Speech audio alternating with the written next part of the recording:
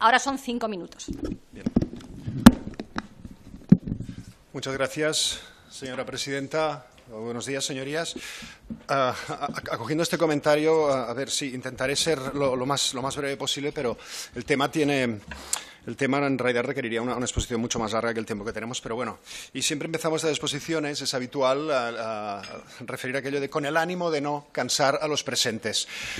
No es este mi ánimo, señorías. Yo tengo el ánimo de cansar a los presentes. Lo que vamos a buscar, lo que deseo buscar es un poco de empatía, un poco de transmitirle el sentimiento que tenemos los profesionales cuando pretendemos ejercer delante de la justicia el derecho de opción lingüística, que no es nada más que utilizar la lengua propia, la lengua cooficial, la lengua materna de aquellos y aquellas que representamos y defendemos ante los tribunales. Y en las comunidades en las cuales pues, hay diversas lenguas cooficiales, pues ya les digo que es inmensamente fatigante el intentar utilizar una lengua que no sea el castellano. Les podría dar un montón de muestras. Les voy a relacionar unas pequeñísimas muestras, porque vamos, aquello de como muestra un botón, les podría dar más botones que la sotana de un cura preconciliar. Pero si me permiten, por ejemplo, marzo del 2007, Badalona, un juez del registro civil con conocimientos acreditados del catalán obliga en contra de su voluntad a los contrayentes a celebrar la boda en lengua castellana. Octubre del 2008, Palma, una intérprete de amazigh y de árabe es vejada e insultada en la caserna de la Guardia Civil por 2 agentes y pierde su trabajo por haber hablado catalán balear. Septiembre del 2009, Elx, una jueza y una fiscal desprecian el valenciano y cuestionan a un encausado y a un testigo el derecho de hablarlo en juicio. Marzo 2011, Madrid. El Tribunal Supremo declara desierto un recurso por estar redactado en catalán por parte de un ciudadano de Cataluña. Agosto de 2013, Vinaròs. Un juzgado rehúsa una demanda presentada en valenciano por considerar que estaba redactada en catalán y que esta no es una lengua oficial en el país valenciano. Noviembre de 2013, Barcelona. Un juzgado niega a un abogado el derecho a tramitar en catalán un procedimiento judicial. Octubre de 2014, un juzgado ordena a las partes traducir un recurso de aclaración en catalán, alegando que uno de los abogados es de Madrid. Junio 2015, Vic. El registro civil deniega tramitar la nacionalidad a un ciudadano extranjero porque presentaba una parte de la documentación en catalán. Mayo de 2016, Palma. Aplazan una vista oral del juicio del caso Nos porque un testigo no había avisado que quería hablar en catalán. Julio 2016, Sagunt. Un juzgado requiere a una abogada la traducción al castellano de un recurso presentado en valenciano. Octubre de 2016, Olot. Una jueza es amonestada por el Tribunal Superior de Justicia de Cataluña por limitar el derecho a expresarse en catalán a 2 letradas y tratarlas de incultas porque no usaban el español, idioma universal, etcétera, etcétera, etcétera, etcétera, etcétera, etcétera. Recordemos que España, muchos consideramos que es un país, un Estado plurinacional. No solo nosotros, sino incluso el ministro Margallo, la semana pasada, en declaraciones en Cataluña Radio, reconocía que Cataluña podía ser considerada una nación cultural. ¿Y qué forma más parte de esta identidad que la lengua propia? La misma Constitución reconoce en su artículo 3.3 la necesidad de preservar la riqueza lingüística como valor de patrimonio cultural que será objeto de especial respeto y protección. Y este respeto y protección se refuerza en el año 77, cuando el Estado español ratifica el Pacto Internacional de los Derechos Civiles y Políticos, cuyo artículo 27 prohíbe expresamente que se pueda negar a cualquier persona el uso de su propio idioma en aquellos estados donde existan minorías lingüísticas. Y se ratifica con más fuerza en el año 2001, cuando entra en vigor la Carta Europea de Lenguas Regionales o Minoritarias, cuyo contenido estipula el derecho a utilizar tanto en la vida privada como en la pública las lenguas minoritarias o regionales.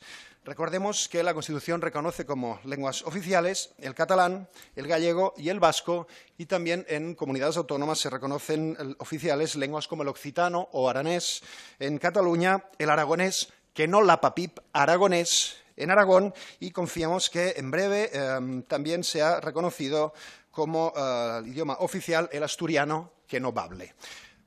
Dicha carta, la Carta Europea de Lenguas Regionales y Minoritarias, contempla el derecho de opción lingüística del ciudadano, que comprende en su plasmación ante los tribunales que los órganos jurisdiccionales, a solicitud de una de las partes, lleven el procedimiento en las lenguas regionales o minoritarias, precepto que tiene perfecta aplicación en el mundo jurídico, tal y como establece la sentencia del Tribunal Superior de Justicia del año 2012 en Cataluña, que reconoce que el derecho de preferencia lingüística lo ejerce el ciudadano y es la Administración la que se ha de adaptar a dicha opción lingüística.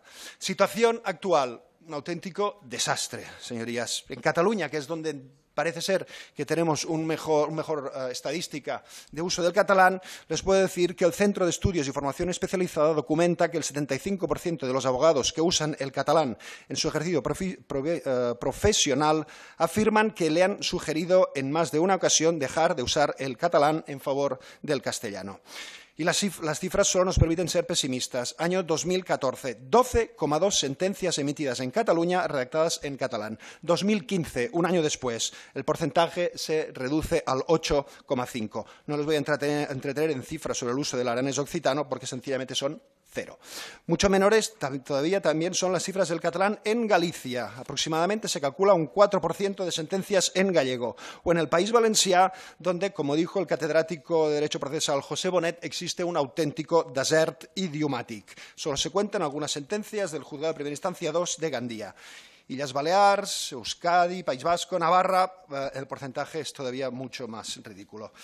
En conclusión, yo les invitaría a leer las recomendaciones emitidas por el Comité de Ministros del Consejo de Europa, donde sobre todo hacen incidencia en la necesidad de enmendar el marco legal, en concreto el artículo 231.1 de la Ley Orgánica del Poder Judicial, que establece el preceptivo uso del castellano, lengua oficial del Estado, y deja en un residual segundo plano, sencillamente con un también la posibilidad de usar la lengua oficial propia de la comunidad autónoma. De manera que la inferioridad de las lenguas cooficiales frente al castellano queda más que acreditado, señorías. De hecho, el mateix fet que jo en aquests moments no pugui fer servir la llengua materna i pròpia de molts dels meus representats, doncs ja és un bon símptoma d'aquesta mala salut del reconeixement de la pluralitat cultural y lingüística del Regne de España. Por todo ello, en nuestra PNL proponemos una modificación de la normativa procesal necesaria para garantizar el derecho de opción lingüística en todo el proceso judicial, la necesaria reforma de la Ley Orgánica del Poder Judicial y de las leyes procesales pertinentes, la imprescindible inclusión en la primera actuación procesal del requisito de indicar el idioma oficial con el cual el ciudadano quiere ser atendido en el procedimiento judicial. También que dicha previsión se haga constar de manera visible en el expediente a modo de recordatorio en aquella instancia y en las instancias siguientes. La previsión también de que en caso de que no se ejercite este derecho de opción lingüística, por defecto el proceso se tramite en la lengua oficial propia minoritaria en la comunidad autónoma.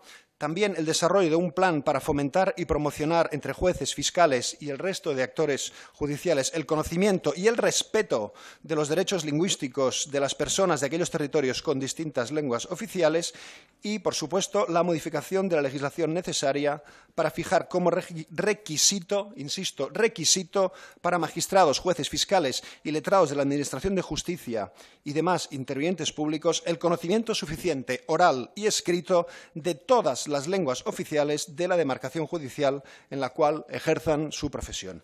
Nada más y muchísimas gracias. Gracias, señor Moya. Hay una enmienda presentada por el Grupo Parlamentario Socialista.